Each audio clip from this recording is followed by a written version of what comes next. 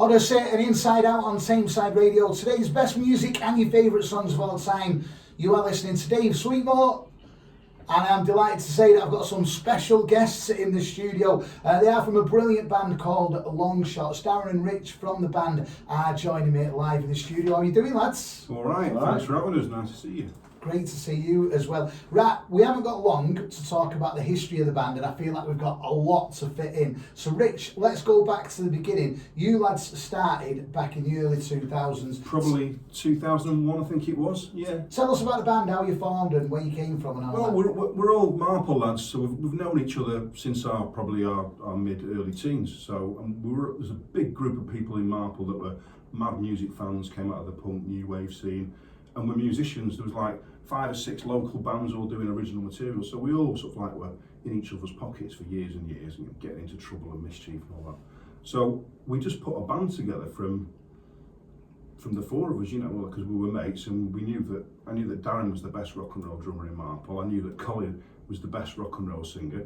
I knew that Rico was the best bass player, and I knew that I was the best guitarist. So we put a great little band together. And we played pubs and and small clubs and playing rock and roll covers and indie covers and punk rock covers. You were called the Black Hearts, and then you changed your name to Long Shots. Darren, tell us a little bit about like the influences for the band. What kind of music were you banging out back then?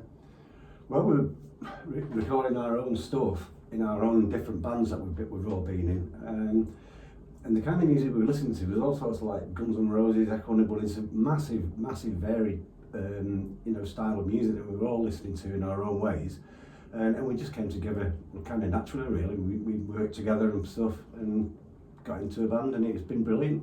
So we played Chuck Berry stuff, we played Black Crow stuff, we played Stones stuff, we played Pistol stuff, we played everything. But we did it with we go in with a big PA system and big amps and rock the place.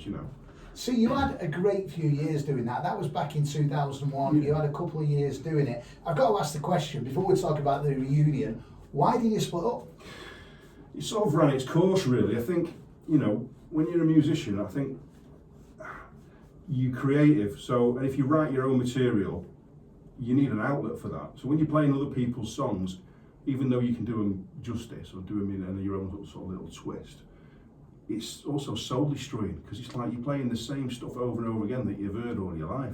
So you want something fresh and something new. So when we got back together last year, like I said, we went to see Generation Sex at the Apollo. So half of the Sex Pistols, half of Generation X, Billy Idol singing and Steve Jones on guitar. And Colin, our singer, came along and he disappeared halfway through the gig. And I phoned up and said, where are you? He goes, I'm on a 192, I'm on my way home. And the next day he said, I've written a song called Punk Rock Gravy Train. And we played it at rehearsal, and we just thought, why are we doing other people's songs?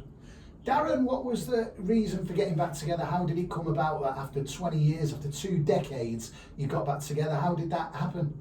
Well, we all went our own ways and got on with our own lives. And then I was playing in a band, rehearsing at Pear Studios, which was Pear Studios, now South City, and we got invited to go to the opening night of South City Studios in Welkin Mill across the road.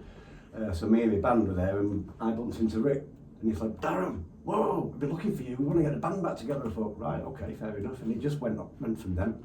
Yeah, it was like the Blues Brothers, it was like, oh, the band. Yeah. And Rich, it's the 4 original members. Yeah.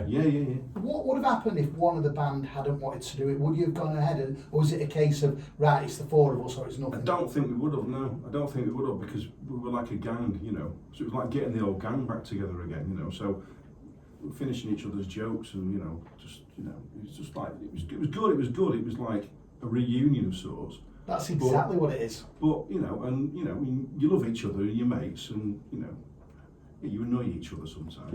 But we just thought, yeah, let's do it, it's fun. We knew we were good. I do love the story of it. I feel like there's a film in it somewhere as well. We're going to talk about the fact that you have got back together. You've got this gig crazy. in Stockport. You've got this gig in Stockport on Thursday night we're going to talk about. I'm going to play one of your tracks now, though, a track called Time Turns. Darren, tell us a little bit about this song. It's all about the ever-changing music industry and fashion industry.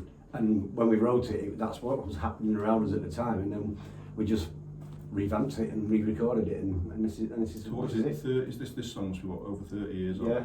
Yeah. Do you think you lads have changed as a band, or are you still that rock and roll band from 20 years ago? No, we're still the same. No, I've changed.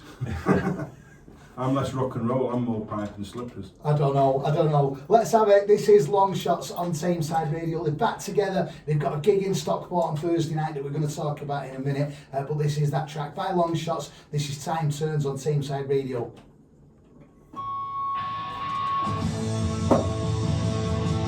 Okay, yeah? Yeah.